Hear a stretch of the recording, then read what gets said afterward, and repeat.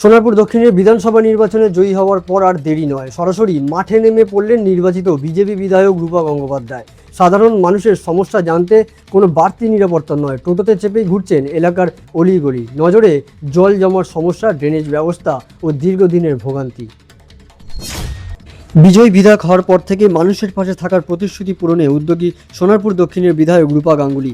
এলাকার বিভিন্ন প্রান্তে টোটোয় চড়ে ঘুরে ঘুরে তিনি খতিয়ে দেখছেন সাধারণ মানুষের দৈনন্দিন সমস্যার চিত্র। সবচেয়ে বেশি গুরুত্ব পাচ্ছে দীর্ঘদিনের জল নিকাশি সমস্যা। স্থানীয়দের অভিযোগ, বছরের পর বছর জল জমে ভোগান্তির শিকার হতে হয়েছে বহু মানুষকে।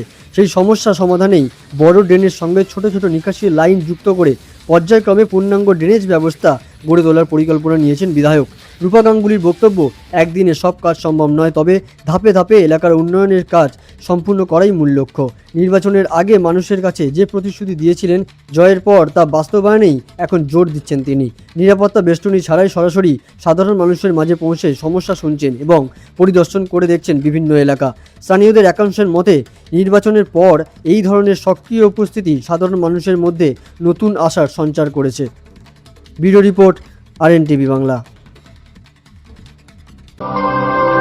বাংলার সঠিক খবর সঠিক সময় জানতে ফলো রাখুন RNTV বাংলা।